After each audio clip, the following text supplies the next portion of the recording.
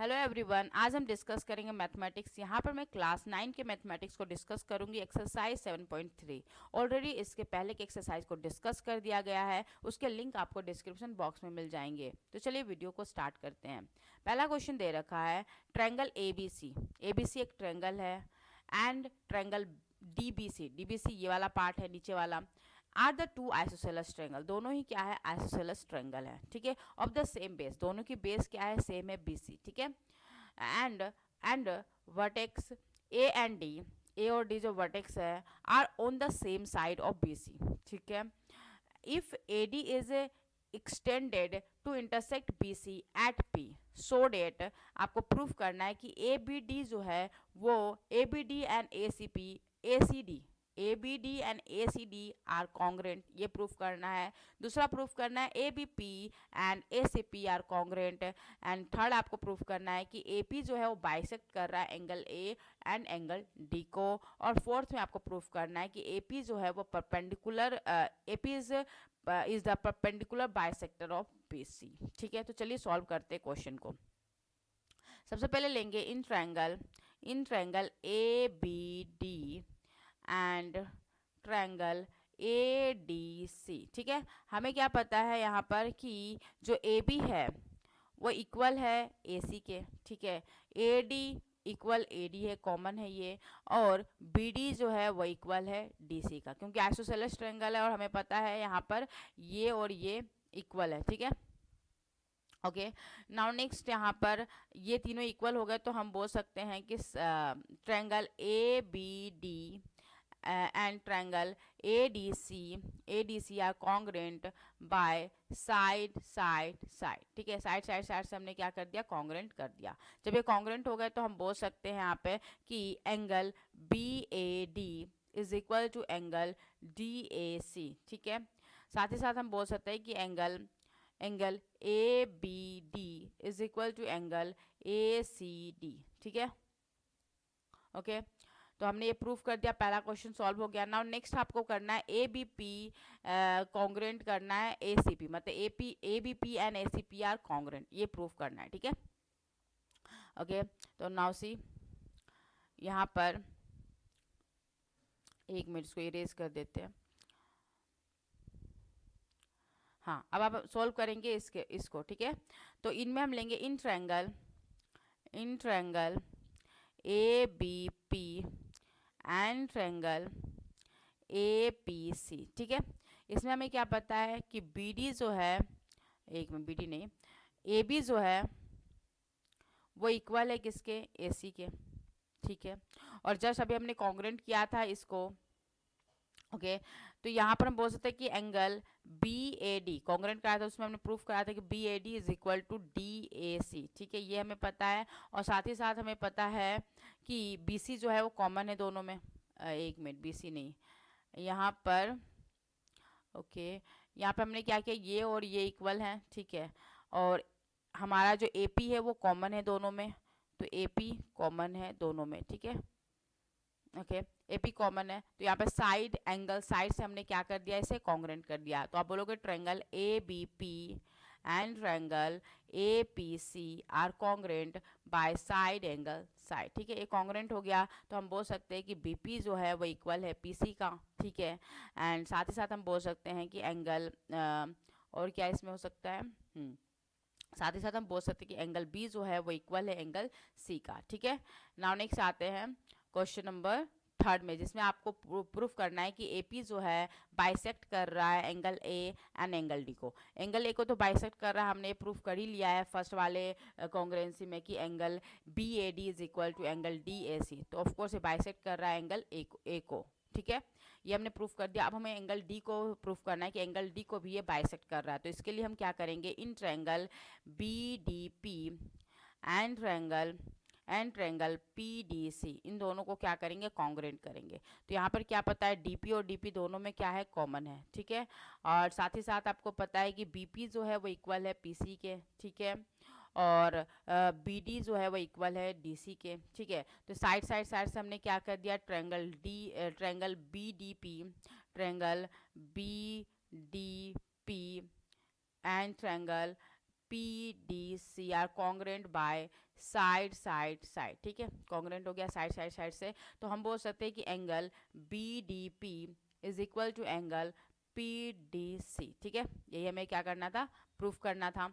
तो ये भी क्या है, बाइसेक्ट कर रहा है एंगल डी को, AP बाइसेक्ट कर रहा है एंगल डी को। नाउ फोर्थ नंबर में आपको प्रूफ करना है कि AP is a perpendicular bisector of BC, ठीक है। तो हम यहाँ पर लिख सकते हैं कि angle BPD, angle BPD is equal to angle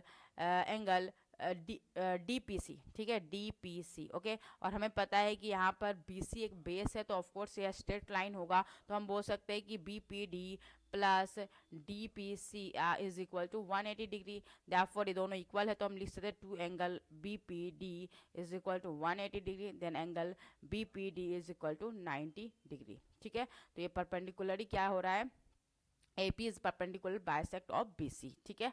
तो ये हमने प्रूफ कर दिया। नाउ आते हैं क्वेश्चन नंबर सेकेंड में, ठीक है। In triangle AB is an altitude of an isosceles triangle ABC in which AB is equal to AC, so that AD bisect BC। दूसरा करना है AD बाइसेक्ट एंगल A। तो सबसे पहले हम फिगर ड्रॉ कर लेते हैं। तो यहाँ पे फिगर में हम ABC बनाएंगे, ओके। ये ABC है, ABC, ठीक है।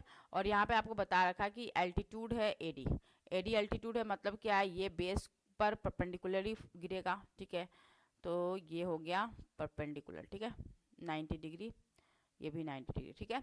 अब हमें पता है कि AB और AC क्या है, इक्वल है। तो आपको प्रूफ करना है या शो करना है कि AD जो है, ये AD है, AD जो है बाइसेक्ट कर रहा है BC को, मतलब BD is equal to DC आपको प्रूफ करना है, ठीक है। तो हम लेंगे in triangle ABD and triangle ADC, ठीक है, ओके। तो यहाँ पे हमें पता है कि angle ADB is equal to angle ADC is equal to 90 degree, ठीक है। AB जो है वो इक्वल है AC के, ठीक है।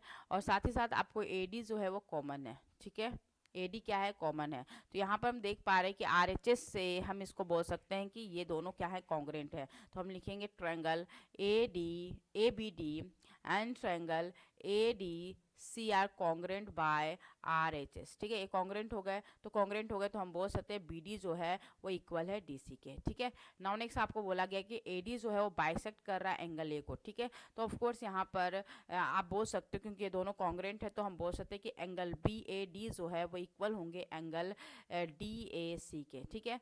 तो ऑफ कोर्स हम बोल सकते हैं कि AD जो है वो बाइसेक्ट कर रहा है एंगल A को, ठीक है। तो हमने दोनों ही प्रूफ कर दिया। नाउ आते हैं क्वेश्चन नंबर 3 में।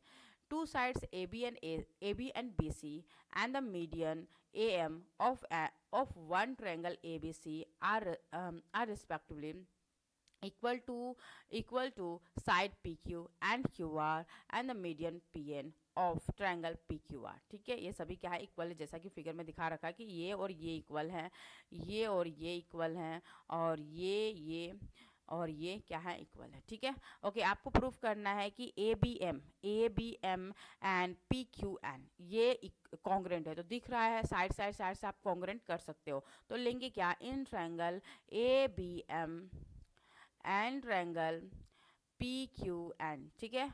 हमें क्या पता है, AB जो है वो इक्वल है PQ के, AM जो है वो इक्वल है PN के, BM जो है वो इक्वल है QN के, ठीक है।